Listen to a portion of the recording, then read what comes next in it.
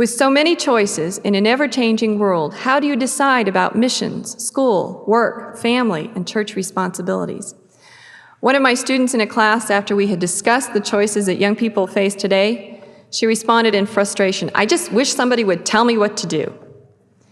Now, obviously I can't tell you what to do, but I would like to share with you some of my thoughts about what I believe is the greatest challenge facing young people your age today, that of finding your individual mortal mission.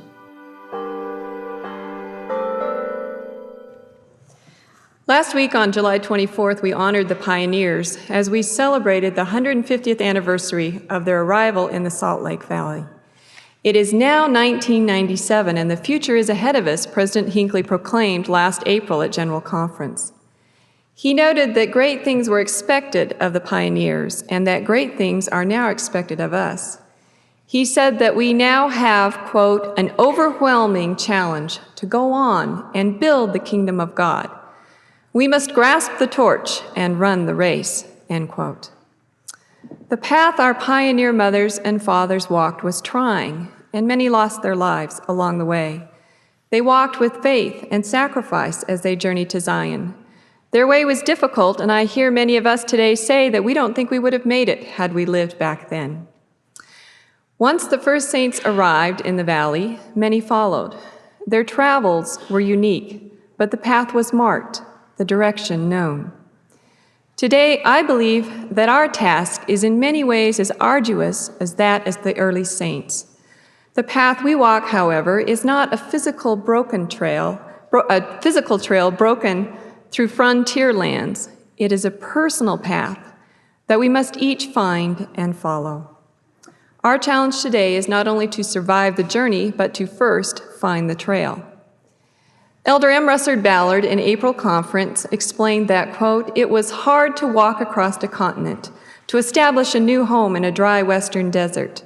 But who can say that it was any more difficult, that today is any more difficult than is the task of living faithful, righteous lives in today's confusingly sinful world, where the trail is constantly shifting and where divine markers of right and wrong are being replaced by political expediency and diminishing morality. The road we travel today is treacherous, and the scriptures tell us it will continue to be so until the very end," end quote. We live in a modern, complex society that is continually changing. The society you join as young adults is very different than even the society your parents lived in. Technological advances are overwhelming. My daughters were always surprised to hear that we didn't have personal computers and videos and CDs and even microwaves when I was a little girl, and I'm really not that old. The challenges that your generation faces are even different than the ones I experienced as a freshman at BYU 20 years ago. Reynolds Farley, a professor of sociology at the University of Michigan, in his book, The New American Reality, relates that, quote, "The 1990 census and many surveys conducted more recently tell us how people are now adapting, some with great success and others not well at all, to the massive social and economic trends that will make the United States in the year 2000 extremely different from what it was in generations past." Just a little more than a generation ago, in the 1950s, a young white man with a high school education, a strong back, and a dedication to work would likely find a good blue-collar job with a prosperous manufacturing firm. He knew that if he came to work regularly and pleased his boss, his wages would rise year after year. He could afford to marry while he was in his early 20s and could buy a starter home in the suburbs before he reached his 30s. Although some women in the high school graduating classes of the 1950s attended college, most did not. Rather, they married before they were old enough to vote. Divorces occurred, but they were rare, and women expected that their husbands would remain with them and support them as they stayed at home taking care of 3 or even 4 children while they were still in their 20s. Many white women held jobs in that brief interval between the completion of school and marriage, but few did so when they were caring for young children. Professor Farley continues, he said, "It is a very different nation in the 1990s. A young man graduating from high school with a dedication to work and a strong back may find an attractive job with good benefits, but the odds are not in his favor. If he is successful in locating work, the job will pay about 25% less, adjusted for inflation, than did the same job 20 years ago. A young woman might marry her high school sweetheart right after graduation, but if she does, she knows that their chances for a home in the suburbs and middle-class prosperity are slim unless both of them work full-time and at least one of them gets some specialized training in college. Since more than one-half of recent marriages end in divorce, a realistic young married woman must plan for the possibility that by her 30s, she will be heading her own family with a child or two," end quote. Professor Farley remarks that, quote, "The nation has never before simultaneously experienced both a fundamental economic restructuring and a basic shift in family life," end quote. He explains that young people today have had to adjust to these changes. They stay in school longer in order to improve their chances for employment, and they typically delay marriage until they are older. In addition, some changes, both social and economic changes, have opened up greater opportunities for young people compared to decades ago. In particular, progress has been made in expanding opportunities for women and minorities. Now, these adaptations to change by young people are also reflected in the student body at BYU. President Bateman, at April graduation, noted that during the 96-97 academic year, almost 8,300 students completed their educations, the largest graduating class yet, an increase of about 2,000 students since the mid-1980s. President Bateman noted that, quote, "The impact on young women has been particularly strong. Although the number of women students at BYU has remained nearly constant during the past decade, approximately 4,000 women will graduate this year in contrast to 2,600 10 years ago, an increase of 60%, end quote. Thus, more women are graduating from BYU than ever before, and more are graduating married. According to statistics from the BYU institutional studies, during the 84-85 academic year when I graduated from BYU with my bachelor's, 44% of the women graduates were married. 10 years later, by the 94-95 academic year, the percentage had increased to 52%. In contrast, over the same 10-year period, the percentage of men who graduated married declined slightly from 68% to 65%. Thus, unlike the pattern of previous decades, young women today are more inclined to finish their educations, even after marriage. President Bateman, in his graduation address, noted the economic returns of education, stating that, quote, "Dollars invested in education provide one of the best returns available. A bachelor's degree increases the expected salaries of men and women by some 80%, end quote. Given the decline in men's wages since the 1970s, many women have found it necessary to contribute financially to their families. According to 1990 census statistics, families in which both spouses are employed comprise almost 2/3 of the households in Utah. Of these families, women provide on average 29% or almost 1/3 of the family's income, the median family income being about $36,000. In addition to completing their educations, more women now at BYU are returned missionaries compared to past years. For example, in 1985, only 9% of the returned missionaries on campus were women, whereas in 1995, 17% were women, almost double that of 10 years earlier. As opportunities for education and missionary service have increased for women, men at BYU have also made some noticeable adjustments. I left BYU in 1986 when I completed my master's and returned about 10 years later in 1995 when I joined the faculty. And the most striking difference that I notice on campus now is not the number of new buildings, although there are a lot of them, but it's the number of men that you see walking across campus carrying babies. It's not unusual now to see a young father walking across campus with his little infant strapped in a snuggly to his chest. You didn't see that 10 years ago. We've even had discussion in the Daily Universe about putting diaper changing tables in the men's restrooms. Men on campus today can be seen pushing strollers, taking infants with them to class, carrying diaper bags right alongside their backpacks. Kathleen Garrison, a professor of sociology at New York University, writes in her book, No Man's Land, Men's Changing Commitments to Family and Work, quote, "For several decades, the spotlight has been on the revolution in women's lives, but now we are beginning to recognize that men's lives, too, are undergoing profound change. While it is clear that most men no longer provide the sole or primary economic support to their families, it is less clear what new patterns of commitment they are developing instead. Today, there is no single predominant road to manhood. Men have entered a no man's land, a territory of undefined and shifting allegiances, in which they must negotiate difficult choices between freedom and commitment, privilege and sharing, and dominance and equality," end quote. Garrison notes that the various paths that men now follow have changed over time. Some still hold to the traditional breadwinner ethic, while other men now flee the responsibilities of parenthood and marital commitment. Still others are more involved in family life, especially childcare, than were men in earlier generations.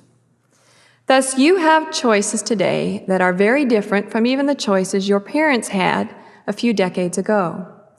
In addition, the complexities of our modern society, and the pervasive changes that you experience today will only intensify in the future.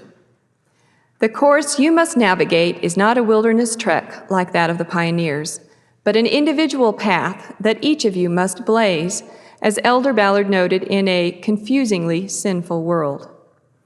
So how do you meet these challenges? How do you determine what path you are to follow? How do you fulfill your mortal mission with honor and integrity?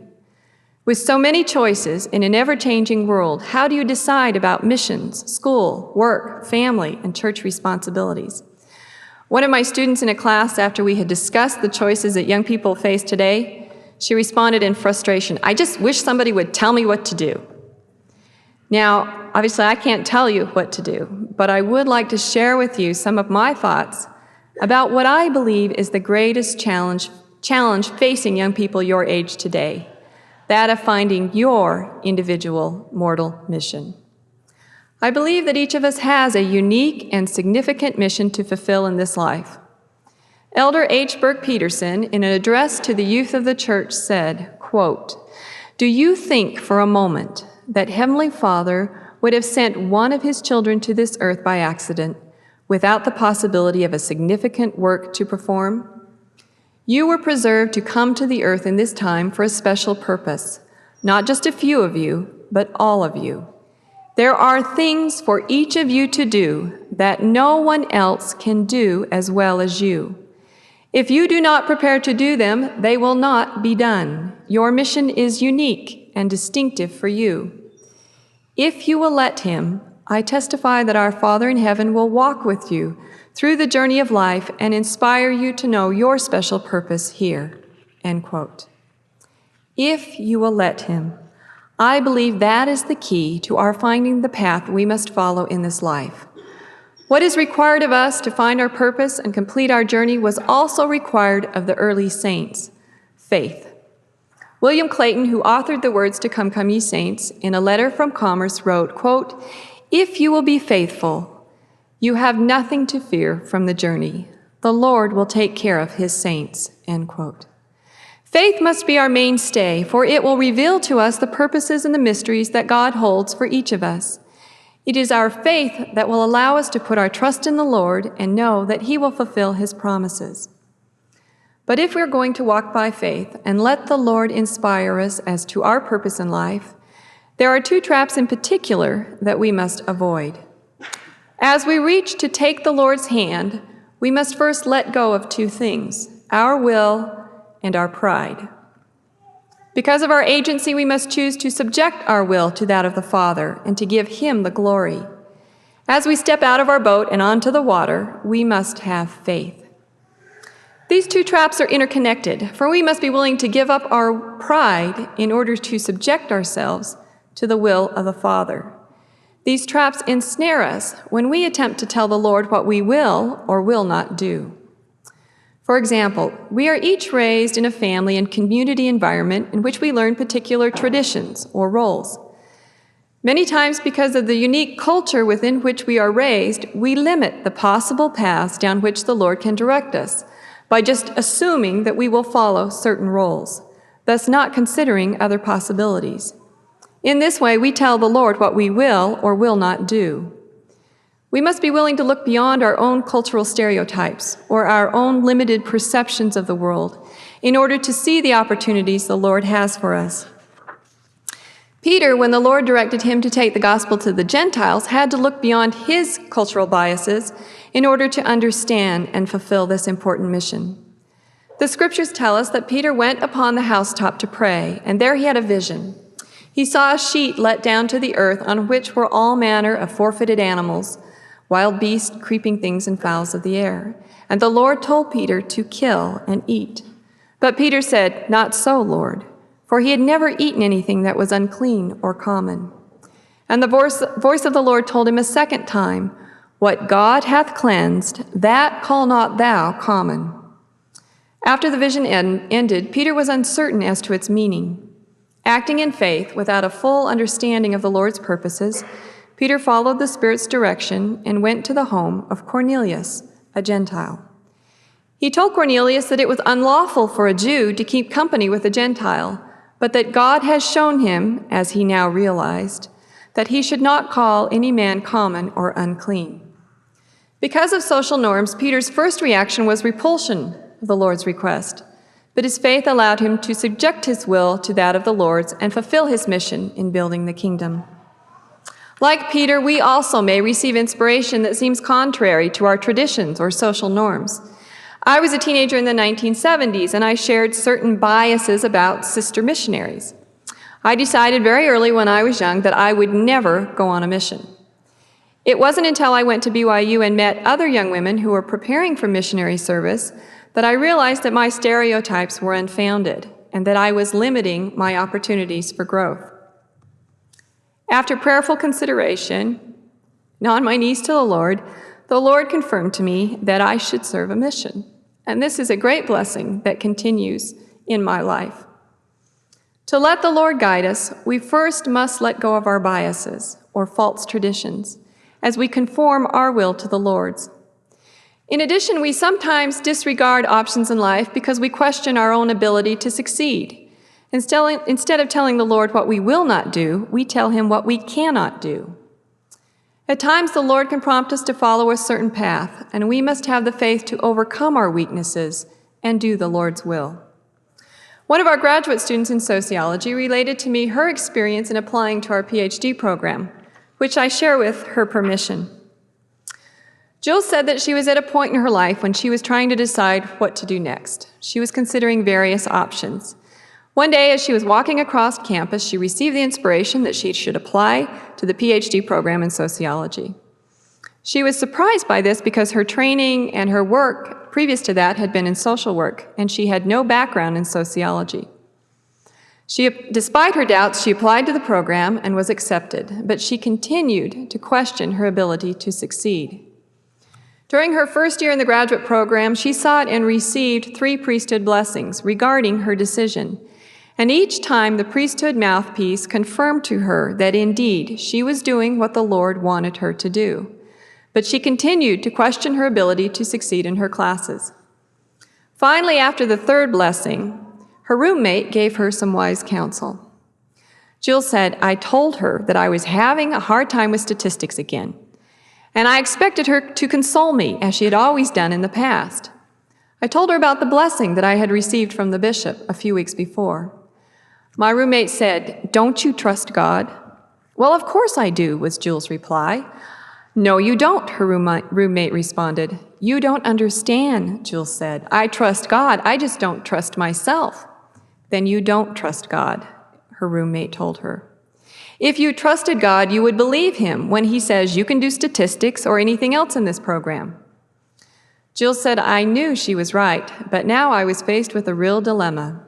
In order to succeed at statistics, I had to stop panicking, stop telling myself I couldn't do it, and believe God, who said I could do it. I had to trust in God when I didn't even trust myself. Finally, Jules said, I decided that if God was omnipotent, then he knew everything there was to know about statistics. So what better tutor could I have for this subject than God? That was a turning point. Jules received the comfort and guidance she needed to complete her coursework and successfully finish the semester. She continues to work hard in the program, but now with less anxiety.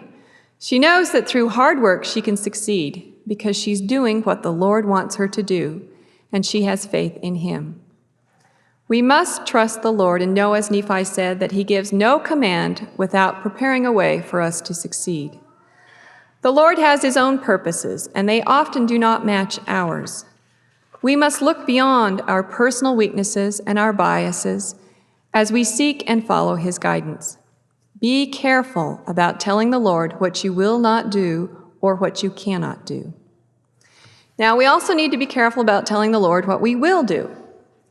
We can become so obsessed with a particular path that we become immobilized or deaf to the promptings of our Father in Heaven's Spirit. Now, I know this doesn't happen much, but occasionally you see this among BYU students in relation to the desire to marry. Now, don't misunderstand me. It is a righteous desire to want to marry. But in some cases, individuals can become so obsessed with finding a mate that they ignore the Lord's direction.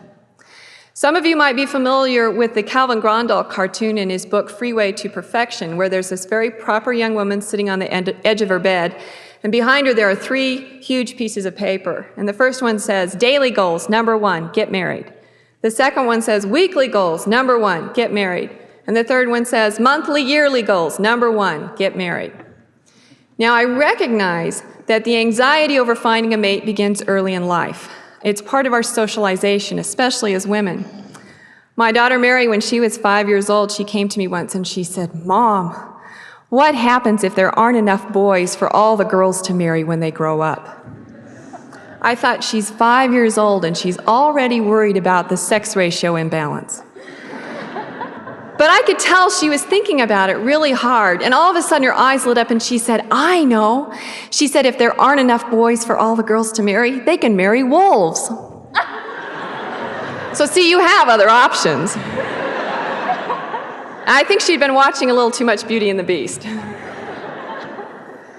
Now, because eternal marriage is a righteous desire, it is important to be temple-worthy and prepare yourself for the opportunity. But marriage is not something you have complete control over. It does involve another person. So to obsess over it can actually hinder your search for a mate. The Lord will tell you when the time, place, and circumstances are right. He may have other work for you to perform first that will help prepare you to be a better spouse and parent. If you are to let the Lord guide, we must be open to the potential paths that he may direct us down, all according to his timetable, not ours. The opportunity to marry is more likely to come not when we are worrying or obsessing about it, but when we are getting on with other aspects of our lives. Thus, be careful about telling the Lord what you will do and when. Instead, prepare yourself by living righteously, and then let your Father in heaven reveal to you his purposes as he guides you through the trials and the turbulence of mortal striving. As you openly and prayerfully consider the path you should follow, the Lord will direct you. Elder John H. Groberg related his own experience in choosing his path. Quote, in the past, I have tried to figure out whether I should go into business or into teaching or into the arts or whatever. As I have begun to proceed along one path, having more or less gathered the facts I could, I have found that if that decision was wrong or was taking me down the wrong path, not necessarily an evil one, but one that was not right for me, without fail, the Lord has always let me know, just this emphatically, that is wrong. Do not go that way. That is not for you. On the other hand, there may have been 2 or 3 ways that I could have gone, any one of which would have been right and would have been in the general area, providing the experience and means whereby I could fulfill the mission that the Lord had in mind for me. If it is wrong, he will let us know. We will feel it for sure. I am positive of that. So rather than saying, I will not move until I have this burning in my heart, let us turn it around and say, I will move unless I feel it is wrong. And if it is wrong, then I will not do it. By eliminating all of these wrong courses, very quickly you will find yourself going in the direction that you ought to be going. And then you can receive the assurance, yes, I am doing what my Father in heaven wants me to do. End quote. As you take the Lord's hand and walk in faith, you will excel in your righteous undertakings, and you will fulfill your mortal mission with honor and integrity. However, as we experience success in life, we must remember to acknowledge the Lord's hand in all that we have, and let go of our pride. President Benson said that pride is characterized by asking, what do I want out of my life, rather than asking, what would God have me do with my life? He said, quote, it is self-will as opposed to God's will. It is fear of man over fear of God, end quote. As the Lord blesses us with success, we must remember that unto much is given, much is required. For example, each of you have been blessed with the opportunity of acquiring higher education. Do you realize that only 40% of people your age are enrolled in college in the more affluent countries of the world, and less than 3% in the poorest countries of the world? You have access to resources and opportunities that are beyond the reach of the majority of the world's population. Remember, as you earn your degrees and gain prestige in your fields, that it is the Lord's kingdom you are to build, not your own. Center your interest in the church and remember the Lord's utterance, thou shalt have no other God before me. My children are the ones who humble me and help me keep things in perspective. We recently hosted 3 young women in our home for dinner who were finalists for the Hinckley Scholarship. My daughter Mary was helping me fix dinner and set the table, and then she wanted to drive with me to go pick up the young women and bring them back to our home. And as we were starting to leave, she said, Mom, she says, I'm really nervous about meeting these students. And I said, well, that's okay, because they're probably nervous about meeting us. And she said, well, why? And so I explained to her that they were high school students, and probably the idea of meeting a college professor and going to their home for dinner was probably, making them nervous too. And she stopped and she said, Mom, she said, I know you're a college professor and everything, but you're my mother. She said, those students are going to be so relieved when they see it's you. Take advantage of the opportunities the Lord has given you and do your best. But remember to praise God, from whom all blessings flow. Only in humility, as you let go of your pride, can you give up your will to the Father and take his hand in faith. If you will let him, he will direct you. Be thou humble in thy weakness, and the Lord thy God shall lead thee by the hand and give thee answer to thy prayers. Be thou humble in thy pleading, and the Lord thy God shall bless thee with a sweet and calm assurance that he cares.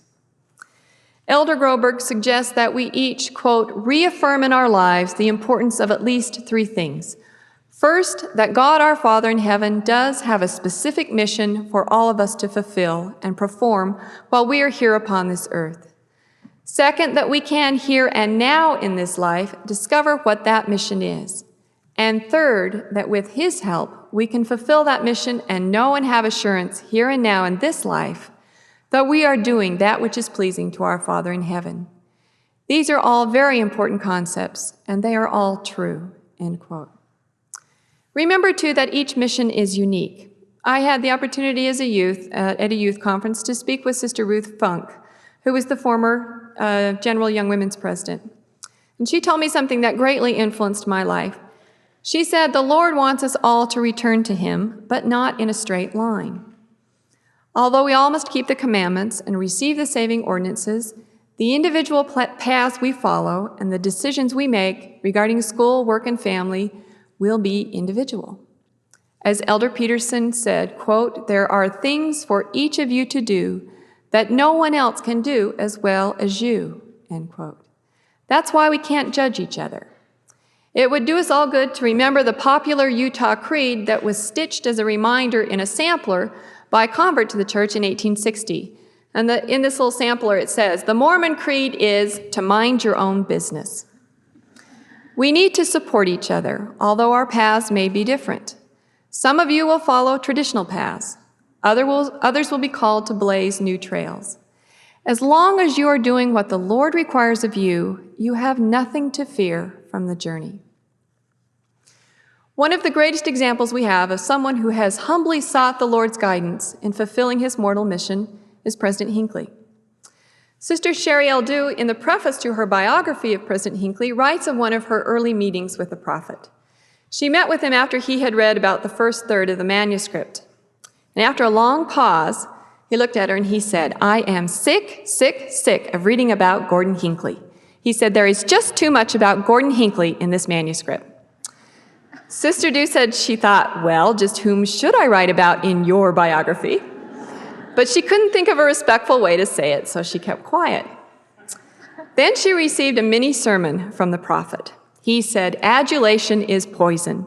He told her, "Adulation has ruined many a good man and woman, and I don't want this book to portray me as something I'm not." Sister Dew then pointed out to President Hinckley that they had a small problem. He wanted her to write a book that said he was just a common, ordinary man. "Well, I am," he interrupted. Sister Dew then explains in the preface that she never found anything to support his claim that he is a common, ordinary man. She notes that by the time he became president of the church, President Hinckley had served nearly 60 years at church headquarters. After 38 years of service as a general authority and 15 years in the first presidency, his influence in missionary work, temple building, and public affairs is now recognized. President James E. Faust, his second counselor, said that perhaps no man who has become president of the church has been more extensively or better prepared to lead the saints than President Hinckley. Sister Dew concludes that, quote, "Indeed, there is no hyperbole in stating that President Hinckley has influenced the onward march of the gospel kingdom in ways paralleled by few others. And in the process, he has molded a life worthy of emulation," end quote. President Hinckley has lived his life according to one simple maxim. The only way to get anything done is to get on your knees and ask for the Lord's help, and then get to your feet and go to work. I believe the prophet sees himself as an ordinary man, one who has only done the work the Lord has asked of him the best he could. If only we would each go and do the same. President Hinckley sees the vision. He's leading the way. He knows we have a kingdom to build, a message to share, and lives to change, and he's leading the charge. And I'm afraid that if we don't get behind him, most of us are going to be left in the dust. I bear you my witness that Gordon B. Hinckley is a prophet of God, and that the Lord speaks to him as fervently, if not more fervently, than he spoke to old Israel. We have a loving Father in heaven, and as we are guided by him, we will be able to excel in our righteous undertakings and fulfill our mortal missions with honor and integrity. As you near the year 2000 and prepare to meet the challenges of the future, please remember Elder Peterson's words. There are things for each of you to do that no one else can do as well as you, if you will let him. I testify that our Father in heaven will walk with you through the journey of life and inspire you to know your purpose here. To this testimony, I add my own in the name of Jesus Christ. Amen.